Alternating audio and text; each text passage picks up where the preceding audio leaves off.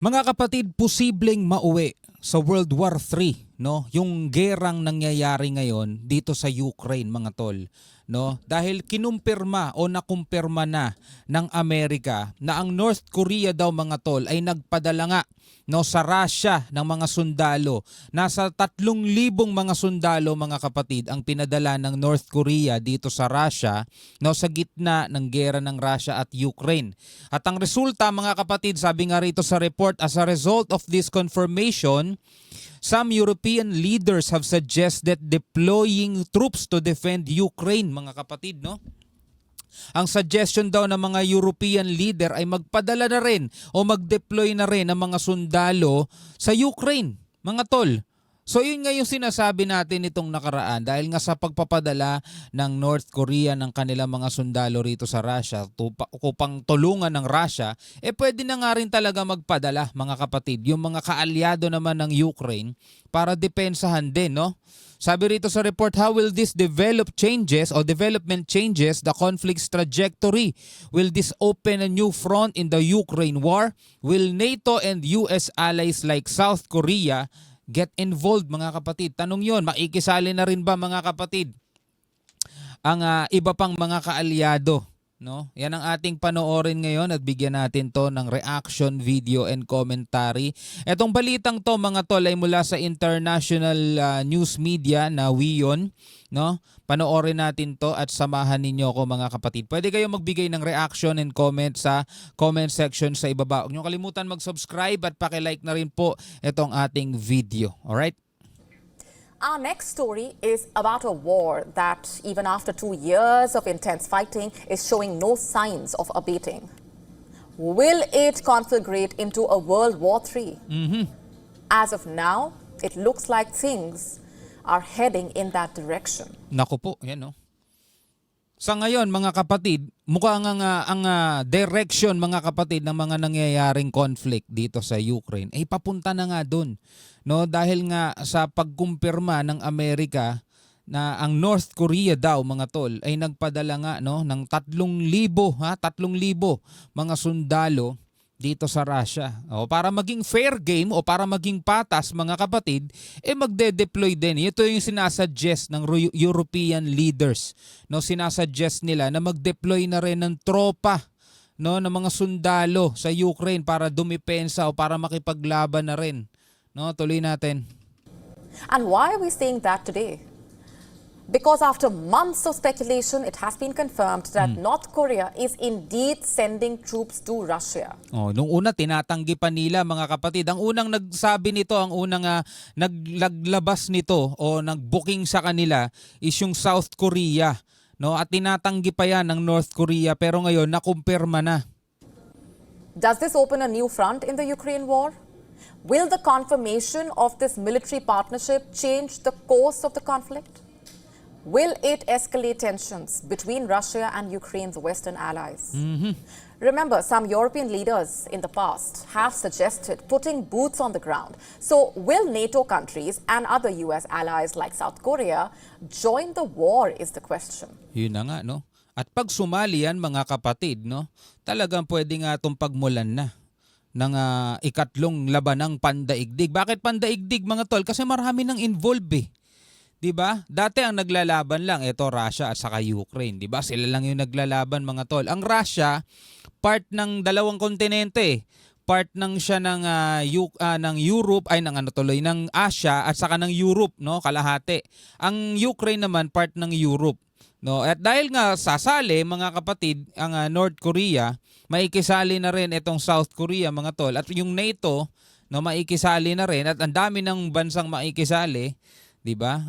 Talagang pwede na nga itong pagmulan, mga kapatid, ng ikatlong labanang pandaigdig.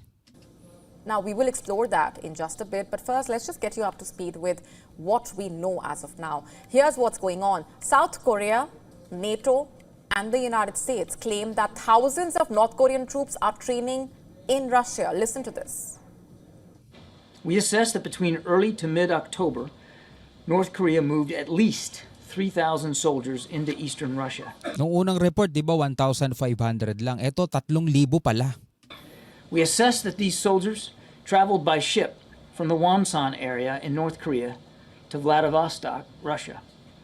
These soldiers then traveled onward to multiple Russian military training sites in eastern Russia, where they are currently undergoing training. We do not yet know whether these soldiers will enter into combat alongside the Russian military, but this is certainly a highly concerning. O kasi biruin mo ang North Korea magpapadala ng mga sundalo sa Russia para mag-training. Para saan? Pwede naman sila mag-training dun sa kanila mismo, di ba? Siguro ang training nila dahil nga ibang lugar yun, ete-train sila kung paano ang labanan doon at yun nga ang very concerning daw, sabing ganito mga tol. Probability. Now, this is a claim that both Moscow and Pyongyang have denied, by the way. In fact, the Kremlin called reports on North Korean troop deployment to Russia contradictory information. So ito, dine-deny ng Moscow, ng Russia at ng Pyongyang, ng North Korea, itong mga aligasyon na to. По-прежнему предпочитаем заявлять очень ответственную позицию в плане Sabi, we are seeing a lot of contradictory information. South Koreans say one thing. The Pentagon says it has no confirmation of such statements. There is a lot of contradictory information. Probably it must be treated as much. So ito na nga mga kapatid. Ito, Dmitry Peskov. Ano to? Russian to. придание публичности, содержания разговоров, которые ведутся на высшем уровне. К нашему сожалению, целый ряд мировых лидеров такой позиции не придерживаются и такую информационную гигиену в данном случае не соблюдают. Но это на их совести. Сейчас звучит очень много. But South Korea's spy agency has said that Russia is using North Korean troops as quote-unquote cannon fodder for its war in Ukraine. On Thursday, Seoul slammed the deployment and warned that it will not sit idle. 대한민국이 South Korea won't sit idle over this, and we will take necessary measures step by step with the international community, depending on the progress of Russia-North Korea military cooperation. 필요한 So hindi daw sila mauupo lang mga tol at walang gagawin, no?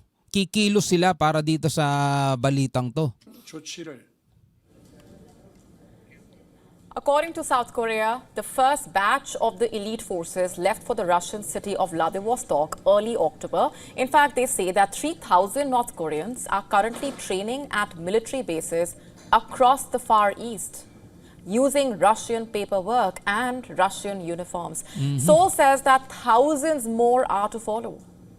Not just that, the South Korean spy agency claims that each North Korean soldier recruited by Russia will be paid $2,000 a month. Ooh, medyo malaki-laki rin yun ha, $2,000 a month mga tol. Kung i-convert mo yon dito sa atin, kung 57 ang palitan ngayon, edi 114,000 mga tol. Diba? Pero kung tutuusin mga kapatid, wala naman dapat talagang katumbas ang buhay natin di ba? Pero yun ang sweldo nila mga tol, yun ang babayad sa kanila ng Russia, no? Dahil sa pagpunta nila dyan. Alam naman natin ang buhay sa North Korea mga tol, di ba? Alam naman natin yun. Kaya siguro itong mga sundalong to, sige na, no? Sayang din yun, $2,000. That's more than the average North Korean makes in a year, by the way. Oh, di ba? More than, mas malaki kaysa sa kinikita ng mga sundalo mismo sa North Korea. They claim that Russia is hiring interpreters to train the new recruits on drone warfare and high-tech kits. Kailangan talaga nila ng interpreter kasi para mas maging mabisa sila sa labanan, kailangan nagkakaintindihan sila mga tol. Kasi mahirap naman yun kung hindi sila nagkakaintindihan dahil meron silang language barrier mga tol. Kung naalala ninyo yung Torre ni Babel, di ba? Naalala ninyo yung kwento doon, ang ginawa ng Panginoon para hindi iniba-iba niya yung mga language ng mga tao kaya hindi na nagkasundo-sundo, di na nagkaintindihan. Ito, mahalaga sa mga ganitong sundalo yung communication kaya kailangan talaga nila ng magkaintindihan sila. The South Korean Defense Minister Kim Yong-hyun described these soldiers as cannon fodder mercenaries for Russia. He said, and I'm quoting now, Kim Jong-un simply sold his soldiers. That's a big statement. Binenta daw mga tol. Simply sold his soldier, no? Binenta ni Kim Jong-un yung mga sundalo niya. Napakabigat nga naman talaga ng statement na yun. What will the soldiers do is the immediate question. According to news agency AFP, North Korean special forces are trained to be deployed deep into enemy territory. Lim Eul-chul, a professor at Seoul's Institute for Far Eastern Studies, told AFP that their objective usually is to infiltrate the rare strike key facilities and carry out disruption operations. Ukrainian media reports saying that some troops will be dispatched to Kursk region. Remember, this is the Russian region which was hit by a surprise offensive by Ukraine this summer. And Seoul believes that North Korean leader Kim Jong-un has sent his soldiers to act as a frontline cannon fodder. Oh, para dun sa Kursk region mga tol, kung naaalala ninyo yun yung nakubkob ng Ukrainian soldier. And it is legal because Kursk is Russian territory. So basically, Kim Jong-un can defend his move by saying that, well, his troops are assisting Russia in repelling Ukrainian quote-unquote aggression. And observers are not surprised. They say that this move follows what is called the letter of their treaty. It was signed by Kim Jong-un and the Russian President Vladimir Putin in June. And on Thursday, it was approved by Moscow's legislature. Which then brings us to the question of why does Russia want North Korean troops in the first place? According to South Korean experts, Russia suffers from personnel shortage on the front lines. Yun na, no? Ang sabi ng South Korea, mga kapatid, na kinakapos na o nagkukulang na sa mga tauhan si Putin, mga tol. Kaya eto ngayon, kailangan niya talaga ang saklolo o tulong ng North Korean. Dahil nga, kaalyado niya. May treaty silang pinirmahan itong June, mga tol. At ang sabi nga ng South Korea, kinailangan ng gawin to ni Putin dahil nga kinakapos na siya sa mga sundalo sa pakikipaglaban sa mga taga-Ukraine. The North Korean soldiers solved that issue. Nalutas na ng North Korea yung isyong kakulangan sa mga personnel o sa mga tauhan. The question also is, will South Korea commit to Ukraine as a result of this? On Thursday, South Korean President Yoon Suk-yeol has said that Seoul will review its stance on providing weapons to Ukraine in its war with Russia. So yun ang kanilang kinukonsidera, mga tol. Dahil nga sa ginawa, mga tol, ng North Korea, ang kinukonsidera namang gawin ng South Korea is pagpapadala ng mga armas, no, dito sa Ukraine, mga tol, bilang suporta naman. During a joint press conference with the Polish president in Seoul, Yoon said, and I'm quoting now, while we have maintained a principle of not directly supplying lethal weapons, we may review this more flexibly depending on the actions of North Korean forces, quote unquote. South Korea has hinted that it could consider providing weapons directly to Ukraine. That would basically mean reversing a long-standing domestic policy that bars arms transfers into active conflict zones. So meron palang policing ganun ng South Korea, no? Pero ngayon nire-review nila at pinag-aaralan nila yung tungkol sa ganitong pagkilos. A former national security official, Choi Gil, told AFP that now with the latest development, it's highly likely that this will happen. As far as Ukraine is concerned, what will it do? Ukraine has already released a propaganda video targeting North Korean soldiers, claiming that if they surrender, they will receive food, comfortable accommodation, and health care. Oh, so may counter ngayon ang Ukraine na kapag yung mga North Korean daw ay sumuko, ay bibigyan nila ng benepisyo, pagkain at healthcare. Kasi kung naaalala ninyo, mga tol, hindi ito yung pinakabago di ba? May nangyari na rin, mga tol, na ang isang North Korean soldier ay parang ikinanta kung ano yung hirap na nararanasan nila. Diba? Nagkakasakit na nga daw sila, mga tol, kakulangan ng pagkain, kakulangan ng tulog. Talagang nahihirapan sila, mga tol, sa pakikipaglaban. Diba? Kaya eto ngayon ang sinasabi ng Ukraine, kung susuko kayo at di na kayo lalaban pa, bibigyan namin kayo ng pagkain at saka ng healthcare. Ang tanong, papayag kaya, mga kapatid, no? Ukraine, in a Korean language statement on YouTube, said, and I'm quoting here, surrender. Ukraine will protect you and provide food and warmth. You don't have to die meaninglessly on the soil of another country. Quote you don't have to die, no? meaningless in another soil of another country, no? Kaya sumuko na lang daw sila, mga tol. At ang pahayag yan ng Ukraine gamit mismo ang lengguwahe o ang language ng Korean language, mga tol, no? Ulitin natin. You don't have to die meaninglessly on the soil of another country, quote unquote.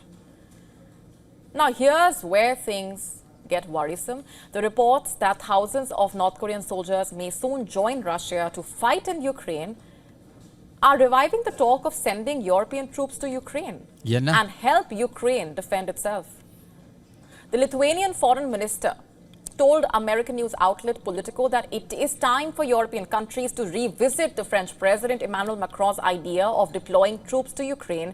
Earlier this year itself, the French president had floated the idea only to be quickly shot down by the German Chancellor Olaf Scholz, who vowed that no European or NATO troops would be sent to Ukraine.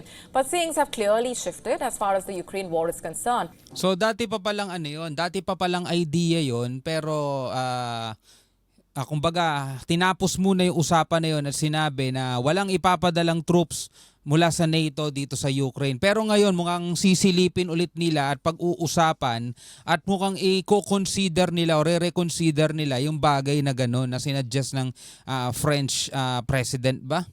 If what the US and allies are saying is true, and if indeed North Korean soldiers are fighting Russia's war, the Ukraine conflict will get bigger. It would see the involvement of many other parties. Yan nga. What happens when NATO members send their troops to defend Ukraine?